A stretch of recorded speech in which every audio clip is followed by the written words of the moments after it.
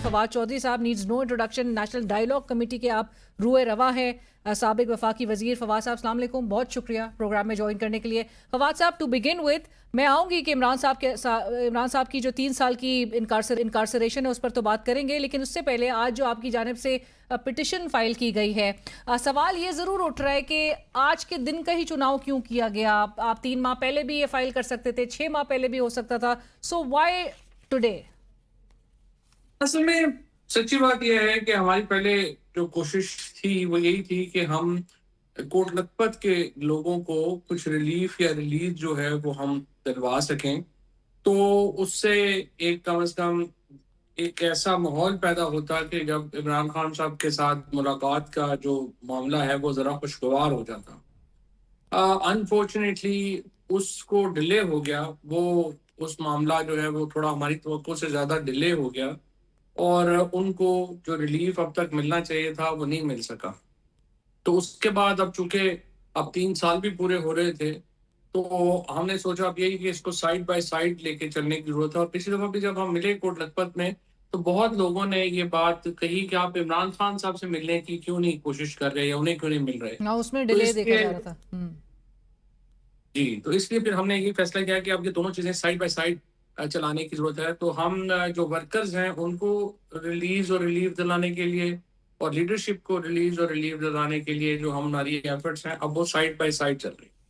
सो फवाद साहब, ऐसा सिनेरियो आप इमेजिन कर रहे हैं कि इमरान खान साहब, and like you were speaking to reporters today, आज आपने खुद भी कहा कि एस्टैब्लिशमेंट जो है वो बात सुने और इमरान खान बात समझें। सो अगर एक सुन नहीं रहा और दूसरा समझ नहीं रहा, और आपको इसी को मद्देनजर रखते हुए अगर आपको लग रहा है कि इमरान खान साहब रिफ्यूज भी कर सकते हैं इस मुलाकात के हवाले से? कर भी सकते हैं, कोई शुबा नहीं है, लेकिन वो फिर एक और गलती होगी। उसकी वजह यह है, देखिए आपने अपनी एक स्ट्रैटेजी 4 साल तो चला ली है, उसमें से कुछ निकला नहीं है। तो अगर आप मजीद लस्सी बनाना चाहते हैं, उसी में मजीद पानी डाल डाल के तो चलाते रहें। दूसरी तरफ हुकूमत ने, एस्टैब्लिशमेंट ने 4 साल में क्या कोशिश नहीं कर ली। यानी अब 3 साल हो गए हैं लीना कि इमरान खान की एक तस्वीर आप टीवी पे नहीं आ सकी, उनका नाम लेना जो है वो मना है। और उससे क्या फर्क पड़ा है इमरान खान की मकबूलियत को? आज इलेक्शन हो, इमरान खान 3/4 मेजोरिटी जीतते हैं। दूसरी तरफ पीटीआई ने, इमरान खान ने क्या कोशिश नहीं कर ली कि ये सिस्टम जो है उसको वो तलपट कर सकें, वो नहीं हो पाया। और इसमें सफर जो है वो फिर आप और हम जैसे जो पाकिस्तानी हैं वो कर रहे हैं। लिहाजा जो कहते हैं ना कि एक तजुर्बे को बार बार इस तरह दोहराना कि उसका नतीजा मुख्तलिफ होगा, स्टूपिडिटी है।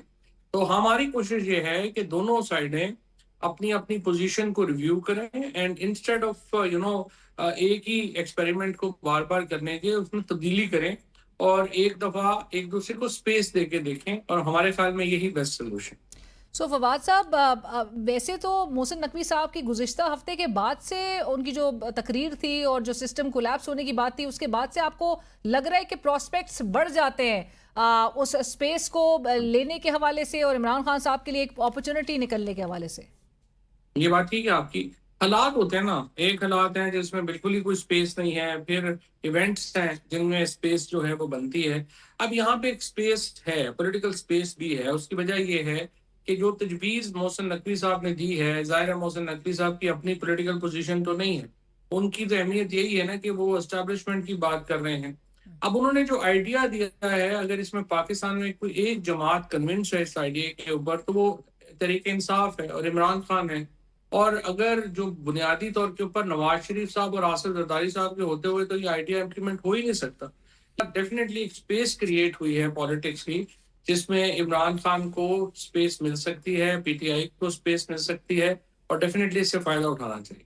और आप जो है वो आप समझ रहे हैं कि इस पूरे सिनारियो में कि जहाँ पे रीसेटिंग की, सिस्टम रीसेटिंग की बात हो रही है, वुड यू स्टिल वांट कि एक वे फॉरवर्ड इसी को लेकर एक नेशनल डायलॉग के थ्रू होना चाहिए, या फिर एक बैक चैनल ही के जरिए जो है ये मामलात, और जहाँ पर आप कह रहे हैं कि एक सुने और दूसरा समझे, ये बैक चैनल ही मुज़ाकरात होनी चाहिए? शुरू में तो बैक चैनल हो सकता है। उसकी वजह यह है कि आपने एक माहौल क्रिएट करना होता है जहाँ पे एक दूसरे के साथ बैठ तो सकें, बात तो कर सकें ना। उसके लिए एक बैक चैनल डेफिनेटली चाहिए है और बैक चैनल एस्टैब्लिश हो सकता है। लेकिन अल्टीमेटली जो बातचीत होनी है वो तो जाहिर है कि सब सामने ही होनी है। और देखिए मुज़ाकरात जब भी होते हैं वो उसमें दोनों साइड्स एक दूसरे को कोई स्पेस देती हैं। ये इस तरह तो मुज़ाकरात हो ही नहीं सकते ना कि what is mine is mine and what is yours is also mine. इस तरह तो जाहिर है कि कोई मुज़ाकरात कामयाब नहीं हो सकते। आई थिंक स्पेस है, अब बातचीत का बेहतरी आ सकती है। बट फवाद साहब, have you tried reaching out to Mohsin Naqvi साहब? उनसे आपने राब्ता करने की कोशिश की? क्योंकि अगेन लाइक यू सेड कि उनका के हवाले से ये बिल्कुल तासुर है कि वो नुमाइंदगी किसकी करते हैं। वो खुद से तो नहीं ये बात आगे टेबल भी कर रहे होंगे। सो आप लोगों ने कोशिश की? अब देखिए, मोहसिन नकवी साहब से मेरा बहुत पुराना ताल्लुक है, लिटरली। अगर आप कहेंगे बचपन का ताल्लुक है तो भी गलत नहीं होगा। उनसे बहुत कुर्बत भी रही है और दरमियान में थोड़ी नाराजगी भी रही है। और लेकिन डेफिनेटली उनसे बातचीत होना ज़रूरी है। और उनसे बातचीत होना ज़रूरी है, एस्टैब्लिशमेंट से एक राब्ता होना ज़रूरी है। और जो हुकूमती वुज़रा हैं उनको भी ये थोड़ा एहसास होना चाहिए कि अगर वो स्पेस देंगे तहरीक इंसाफ को तो इसका मतलब ये नहीं है कि कोई उनको जो है वो सख्तियां बर्दाश्त करनी पड़ेंगी। I think Pakistan needs a national dialogue and Pakistan needs a national government, ताकि हम एक दूसरे के नुक्ता नजर को समझ के नॉर्मलाइज कर सकें चीजें। अब देखें, पाकिस्तान के अंदर जिस वक्त की पॉलिटिक्स है उसमें जो सबसे बड़ा फेलियर है वो तो इकोनॉमी का है। और अभी प्रॉब्लम ये आ रही है कि हमें कोई स्ट्रेटजी भी नजर नहीं आ रही कि आखिर हमने करना क्या है। इस वक्त अगर आप देखें तो हमारी तमाम कोशिश ये है कि हम मजीद कर्जे ले सकें, जो एहसन इकबाल साहब ने प्रेस कॉन्फ्रेंस भी की है। परवेज मुशर्रफ साहब ने इसके उल्ट किया था। उन्होंने मजीद कर्जे लेने के बजाय उन्होंने ये कहा कि हमें आप कर्जों की किस्तें जो हैं वो माफ कर दें, और हमारी 15 साल के लिए कर्जों का हमें मॉरेटोरियम मिल गया। यहाँ हम कर्जे ले रहे हैं और मजीद कर्जे लिए जा रहे हैं पुराने कर्जे चुकाने के लिए। और ये एक बड़ी अजीबोगरीब सूरत हाल है कि यहाँ पे पाकिस्तान में जो दो बड़ी इन्वेस्टमेंट, जाहिर है रियल एस्टेट में बड़ी इन्वेस्टमेंट होती है और आपको माइनिंग में बड़ी इन्वेस्टमेंट होनी है। अब पाकिस्तान के अंदर सियासती हालात ऐसे हैं कि इन दोनों सेक्टर्स में कोई इन्वेस्टमेंट आ नहीं रही, तो आप इन्वेस्टमेंट लाएंगे कहाँ से? जब तक आप पॉलिटिक्स को नॉर्मलाइज नहीं करेंगे पाकिस्तान में इन्वेस्टमेंट वगैरह आ नहीं सकती। और इसलिए बहुत जरूरी है कि हम इन चीजों को रिव्यू करें। अब एक सिर्फ मैं यहाँ पे आपको ये कहना चाहूंगा लीना कि एक तो देखे ना, पीटीआई की भी जो बार बार स्ट्रेटजी है कि नहीं बस बाहर बैठे हुए स्पेशली लोगों को क़यामत आई हुई है कि जी आप निकलें और ये कर दें और वो कर दें। वो खुद बाहर बैठे हुए हैं, यहाँ वालों को कही जा रहे हैं कि आप चले गए, आप ये कर दें, आप वो कर दें। भाई अगर आप इतना बड़े जो हैं वो मुजाहिद हैं तो आके कर लेना। तो इसलिए पीटीआई ने जो 4 साल में पॉलिसी बनाई है उसने पीटीआई को कोई पे ऑफ नहीं किया, इमरान खान को कोई पे ऑफ नहीं किया। लिहाजा उसको भी बदलने की जरूरत है और हमें स्पेस एक दूसरे को थोड़ी स्पेस दे के ही मिलेगी। ये नहीं है कि आप कहेंगे आप भी सब कुछ आप ले जाएंगे। सब कुछ ना आप लेके जा सकते हैं ना सब कुछ दूसरे लेके जा सकते हैं। और यानी कि आप समझ रहे हैं कि दोनों एंटिटीज को, दोनों फरीक को, क्योंकि मुकाबला सबको पता है कि दो फरीक वो कौन है, फ्लेक्सिबिलिटी का मुजाहरा करना चाहिए। So and in other words you are also saying कि 3 साल में पाकिस्तान तहरीक इंसाफ एक्सपोज भी हुई है, वो प्रेशर क्रिएट भी नहीं कर सकी और डिलीवर भी नहीं कर सकी। नहीं कर सकी ना, उसकी वजह यह है कि हमारे यहाँ पोलिटिकल पार्टीज है नहीं। हमारे यहाँ शख्सियात हैं, अगर आपके ताल्लुकात अच्छे हैं उनसे तो बस इतने की पॉलिटिक्स है। आपने पॉलिटिकल पार्टीज तो यहाँ पे बनाई नहीं है। या तो हो ना कि आपकी पॉलिटिकल पार्टी की तंजीम हो नीचे तक, और आपको शख्सियात अगर आप मदद भी करना चाहें उनकी तो एक तंजीम चाहिए ना। अब पार्टी में आप देखें 76,000 पीटीआई का इस वक्त कागजों के ऊपर जो है वो आपका ओहदेदार है। वो 76,000 ओहदेदार ही निकल आए तो आपको कोई जरूरत नहीं कुछ करने की। लेकिन इसका मतलब क्या है कि वो कागज पे है, वरना वो एग्जिस्ट नहीं करता। और या एग्जिस्ट जो करते हैं वो बिल्कुल ही फारग लोग हैं। आप देख ही रहे हैं हमारा जो हालात है। तो लिहाजा जो स्ट्रेटजी है, एग्रेसिव स्ट्रेटजी जो है वो नहीं उसने पे ऑफ किया, and obviously PTI need to change that. So and you suggesting to resolve this political crisis एक नेशनल डायलॉग होने की ज़रूरत है। फवाद साहब, अब ज़रा आपकी पिटिशन की तरफ भी मैं मज़ीद भी आपसे ये जानना चाहूँगी। आज ही साइमल्टेनियसली जो जेल सुपरिटेंडेंट है अडियाला जेल के, उन्होंने एक रिपोर्ट जमा कराई है अदालत में और उन्होंने कहा कि जी बानी की जो कैद तन्हाई वो नहीं है, उनको जो सहूलियात हासिल है उनसे जाहिर ही नहीं होती कि वो सॉलिटरी कन्फाइनमेंट में है। वो 7 सेल पर मुश्तमिल कंपाउंड में दिन भर आज़ादाना चल सकते हैं, रात के मखसूस औकात में उनको अपने सेल में रहते हैं वो। और साथ साथ ये भी बताया जा रहा है कि जी मामूल के मुताबिक बानी से मुलाकात भी जो है वो डिप्टी सुपरिटेंडेंट भी करते हैं, उनको जो जो चीज़ें ज़रूरत होती हैं वो भी मैसर किए जाते हैं। इसके साथ साथ ही कुदरती रोशनी, ताज़ा हवा, तुलुए आफ्ताब से गुरूब आफ्ताब तक वर्जिश की सहूलत भी हासिल, ये सब कुछ तो उनको मिल रहा है। तो ये क्या इंप्रेशन क्रिएट करने की कोशिश की जा रही है? And do you believe this unless you are given an opportunity and access to Imran Khan? ये देखिए, बात ये है कि ये तो एक आई वुड से कि एक रूटीन की उन्होंने अपनी रिपोर्ट, जो नौकरी पेशा बंदा करेगा वो उसने करके लिख के दे दिया है। उसका कोई अहमियत नहीं है। अहमियत यह है कि इमरान खान 3 साल से जेल में है और नाकर्दा गुनाहों की सजा उनको दी जा रही है और उसकी वजह सियासत है। पाकिस्तान की पॉलिटिक्स को नॉर्मलाइज होना है। ये तो इस ऐसी रिपोर्ट या उसकी क्या, उसको हम डिस्कस करके अपना वक्त जाया करें। पाकिस्तान के हालात नॉर्मल नहीं हैं क्योंकि इमरान खान जितना बड़ा लीडर जो है वो जेल में है, और जब तक हम उसको इस सूरत हाल को नॉर्मलाइज नहीं करते, पाकिस्तान की सूरत हाल नॉर्मलाइज नहीं हो सकती। और उसके लिए जो हमारा फार्मूला है वो यही है कि सियासी जमातें, इस्टेब्लिशमेंट आपस में बातचीत करें और हम एक कौमी हुकूमत की तरफ बढ़े।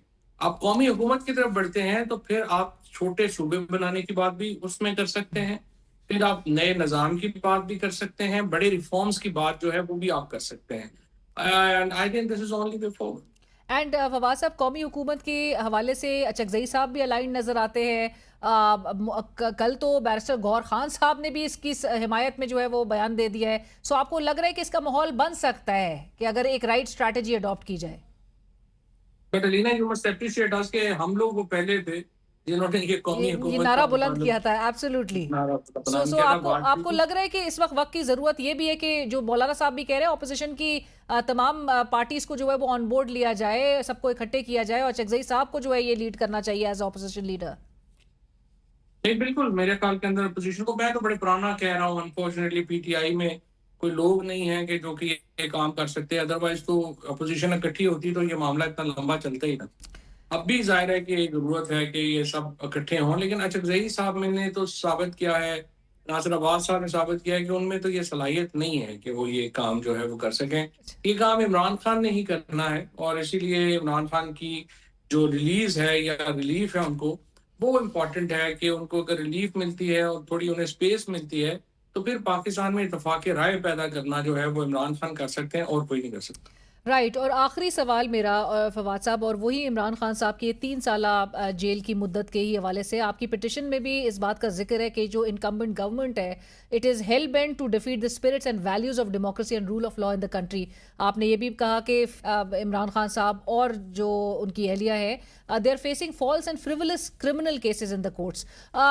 जो हमने 3 साल में उनकी इनकारसरेशन के पीरियड में रूल्स को तब्दील होते हुए देखा, हमने अमेंडमेंट्स देखी, कोर्ट्स की हमने पोजीशनिंग देखी, जिस तरह से एक फेडरल कॉन्स्टिट्यूशनल कोर्ट भी लाके एक फाइनल आर्बिटर के ऊपर जो है वो खड़ी कर दी गई। आपको लगता है निज़ाम के रीसेट में अब बहुत वक्त दरकार होगा, जितनी तब्दीलियां हो चुकी हैं? ये चीजें हो जाती हैं, बड़ी जल्दी हो जाती हैं। अगर हमारी ये मीटिंग की हो जाती है तो आप देखेंगे कि चीजें बड़ी जल्दी बदलना शुरू हो जाएंगी। और अगर इमरान खान 1 साल पहले फ्रेंकली मेरी बात को सुन लेते और हम एक अपोजिशन अलायंस बना के बातचीत शुरू कर लेते तो चीजें काफी हद तक अब तक ही रीसेट हो चुकी होती। लेकिन बहरहाल चलेंगे, वक्त गुजर के अब उस पर क्या बात करें। लेकिन ये है कि अब फ्यूचर में अगर ये मुलाकात हमारी होती है, देखिए कोई हमारा जाती प्रॉब्लम नहीं है। हमारी हुकूमत को मौजूदा एस्टेब्लिशमेंट ने तो बाहर नहीं किया था। हमारी हुकूमत को जिन लोगों ने बाहर किया था वो अचकजई साहब थे, वो सलमान राजा साहब थे, वो अख्तर मेंगल साहब थे। उन लोगों के ऊपर हमारा इतना ट्रस्ट है कि सारी पार्टी उठा के डिसीजन मेकिंग उनको दे दिए।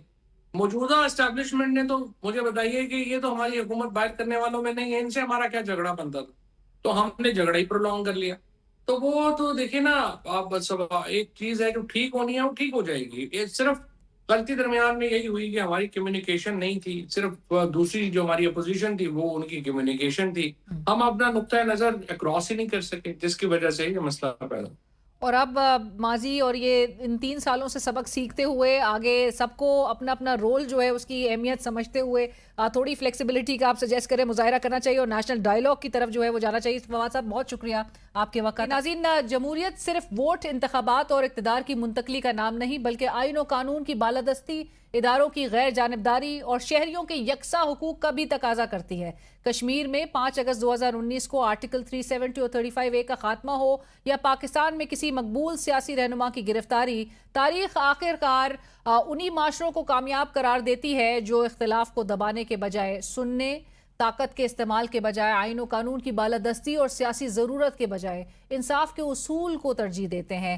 इसी के साथ ही प्रोग्राम की टीम और अलीरा शिगरी को इजाज़त दीजिए। अल्लाह हाफ़िज़।